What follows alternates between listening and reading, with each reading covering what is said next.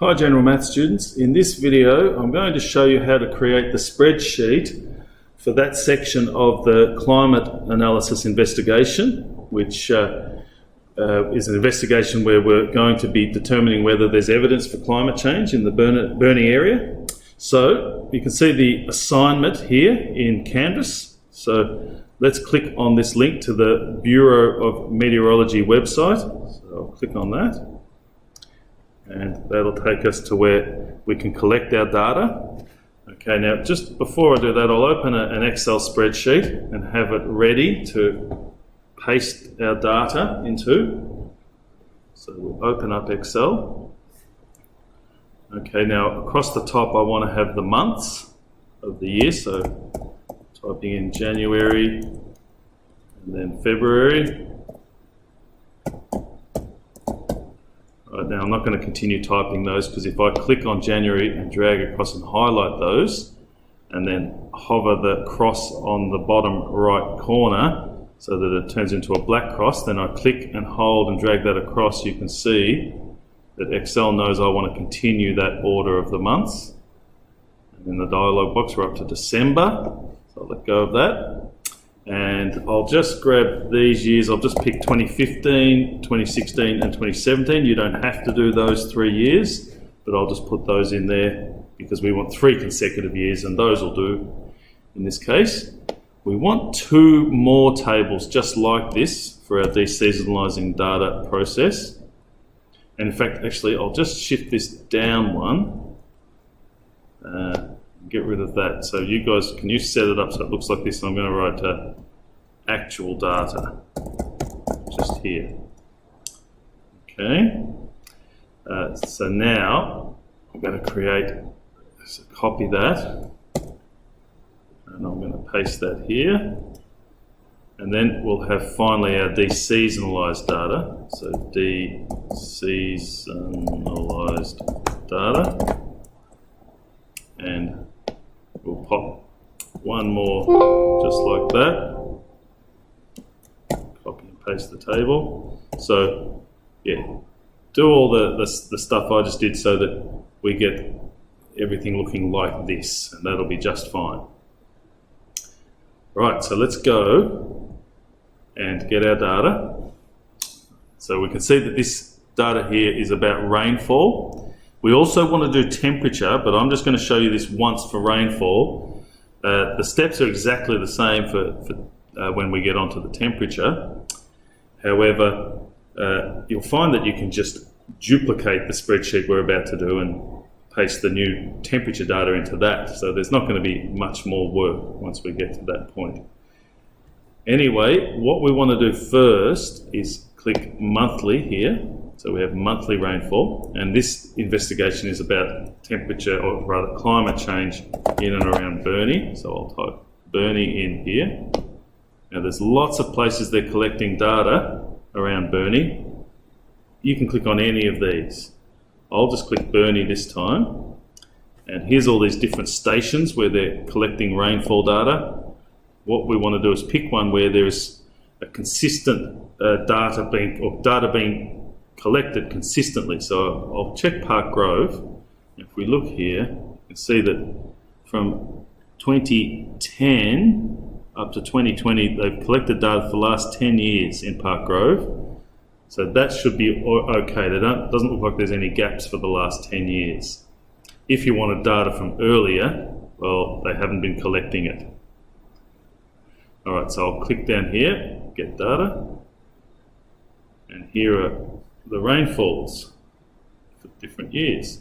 So we were doing, in this video, we're doing 2015, 16 and 17. So I'm going to highlight that and copy it. Don't get the annual. We don't want that. We just want to go to December. I'll copy, Control C. I'm going to go and put that in here. And I'll do the next two.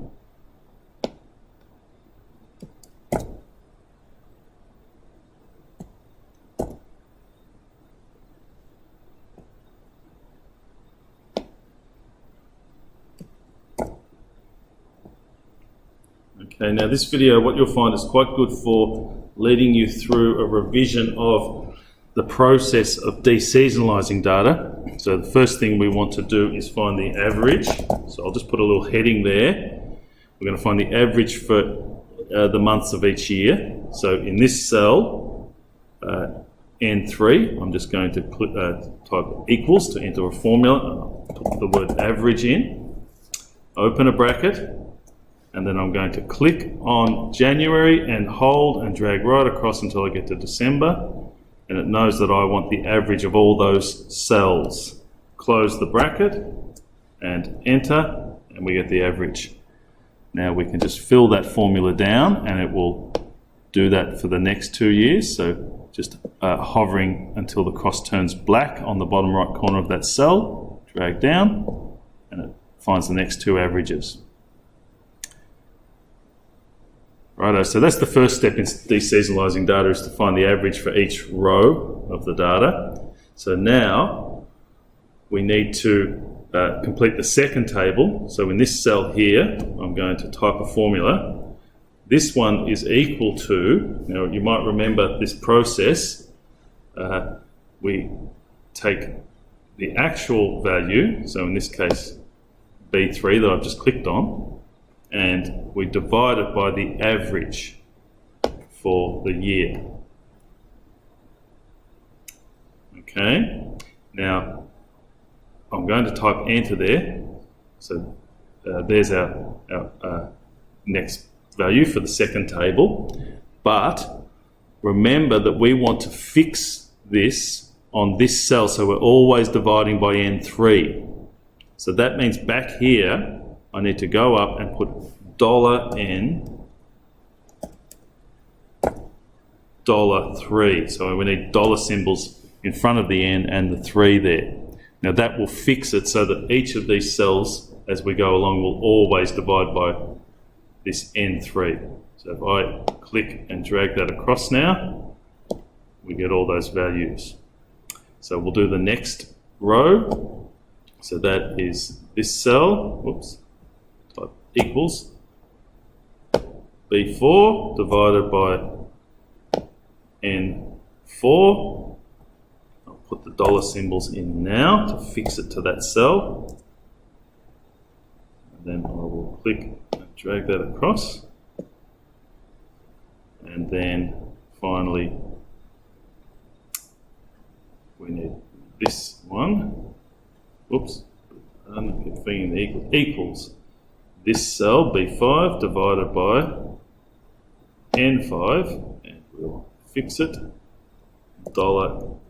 $5, and then we click, drag it across. Okay, table 2 is now complete. So the final step is to deseasonalise the data before we get our graphs. So you might remember the process is to find the average for each of these columns. We need to do that first. So I'm going to tap here. Now this will be equal to the average. So I'll type average, open a bracket, and then I'm going to click and get all of those pieces of data, all of those scores in that column. Close the bracket, and so that'll average those 3 that are highlighted blue. Okay, now no need to fix any dollars or anything here. We can just click and drag across, and it will do that and average each of these other columns straight away. So to fill the deseasonalised table, we take the actual data. So this cell here will be equal to this actual data, which is in B3, and we divide it by the average of those scores from the second table. So see what I've done there? So this score divided by the average for that column. Now we are going to need to use some dollars here. Oops. Okay, so I'm going to put a $B $11. Because we need to fix it so that each of the next 2 scores also gets divided by B11 when we fill down. Okay, so I'll do that. All right, that one. There's the first, all the deseasonalised data for January is now done. So same for February. Okay, so we're going to go equals, and it's the actual score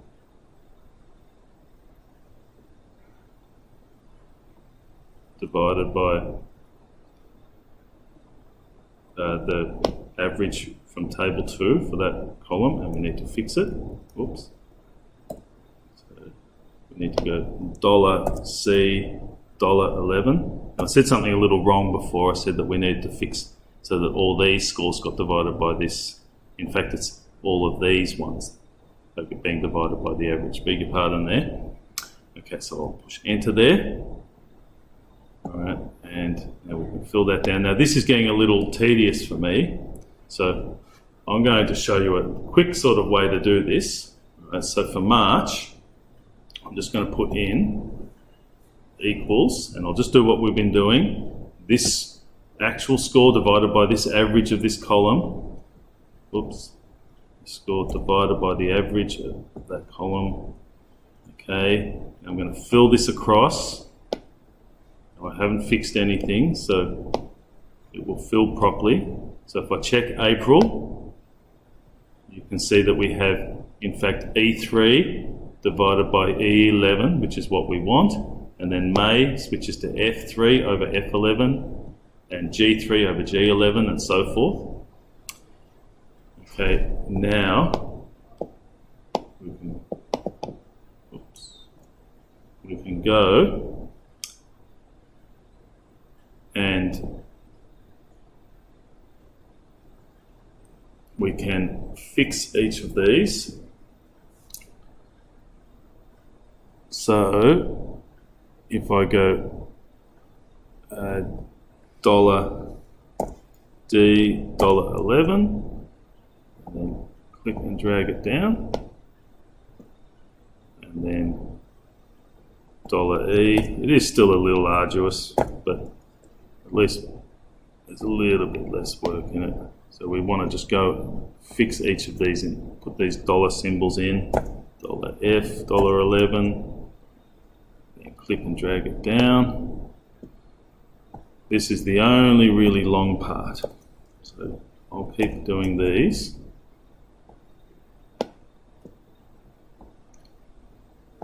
We're nearly there. Not long to go.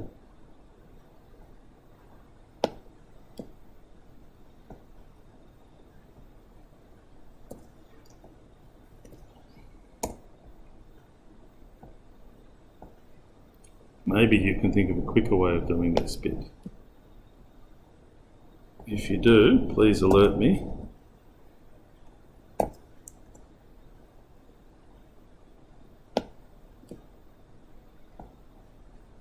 Okay, just a few more.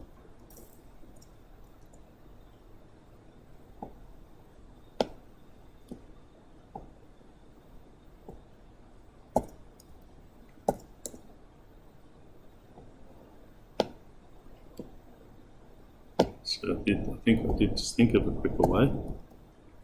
Oh well, I've nearly finished now, so this will do. Okay, and now we have deseasonalised our data. Excellent work. Right. So we want to get some graphs. Now you'll find that you can highlight the data like this and go insert and get a line graph, but this is not what we want. That's wrong, because those have the 3 years pasted on top of one another.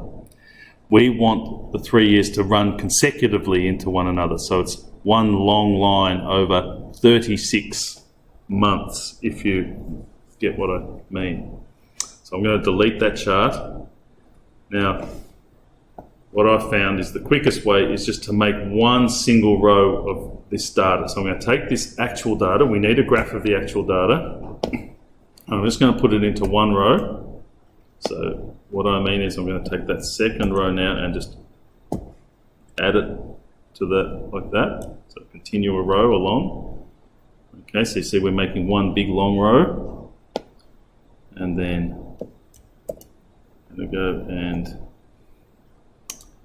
finally get that. And see how now we have one row of data. And if I highlight all of that and go insert and get a chart, then it's all in one line. Like this, that's what we want. Okay, now if you want to add some axis labels to this, you can click on this one, and axis titles in fact they're calling it, and then you can go and tap in there and type some different stuff. You know, say months here, and rainfall in millimeters, something like that. Oops, a daisy. Okay, there we go. Now I'll let you worry about the chart title and all that stuff, but that's looking okay now. All right, now more importantly, we need to get a trend line from our deseasonalise data. We want a graph of that as well. So we're going to do the same thing. We're going to make one row of deseasonalise data. I'll just put it down below here. Oops, now don't do what I just did. I'm going to undo that. I'm going to copy this again. I did the wrong thing, because what we need to do is right click in that cell and we need to go to paste values. It's very important you paste the values, otherwise the formula gets pasted and it forgets which cell to divide where and all that stuff. So make sure you just go paste and then values. Okay, and then I'll get the next row, copy and top to tail it, paste values, and then finally this third row, copy it and paste values. That one there, the 1, 2, 3. Okay, there he is. So let's get a chart for this one, and we'll get a trend line. So highlight all that data and insert charts, and that one there, line graph. You could choose a different style of line graph if you like. You can muck around with that and change the colors. All right, so you know how to do the axes, labels and all that stuff from the previous graph that we did. So I won't do those here. Make sure you do them. But we're going to do a trend line here. So we're going to go chart elements. We go down to this trend line. I'm going to tick it, but also going to go across to this drop down menu and ask for, well at the moment it is giving me a linear, but I'm just going to go down to more options, because we want to show this on the graph. So see, we've got linear here, that's the one we want, that's good, but we want to display the equation on the chart. So I'm going to click that as well, and now you can see that the linear regression is there on the chart. We should be able to just move that so we can actually see it.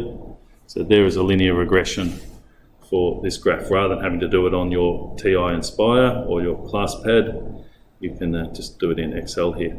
Okay, so thanks for watching this video. Make sure you go back and do the same for your temperature data. Oh, in fact, I'll just show you really quickly. I can go down here and I'll rename this and just call this Rainfall. All right, and then I'll right click on this and actually I'll just make a new sheet. I'm just going to go on this plus button, make a new sheet. I can go back to the rainfall and I can go Control A to copy, to select everything, and I'm going to go Control C and copy it and then put it into here. And now I'll just delete these charts if I can. There we go, and delete these two rows that we were mucking around with to get those charts. Now you can just go and get your temperature data and just pop it in this first bit here, up here, and everything will update as you go, which is awesome. Imagine if this was the temperature data. See, things just change as you go along, so you won't have to do any more of that entering. Of course, we'll rename this one temperature. So all the hard work's done in terms of Excel. Okay, so make sure you go back through the video if there's anything you're stuck on, and of course I'll be able to help you in person if need be. Thank you for watching, everyone.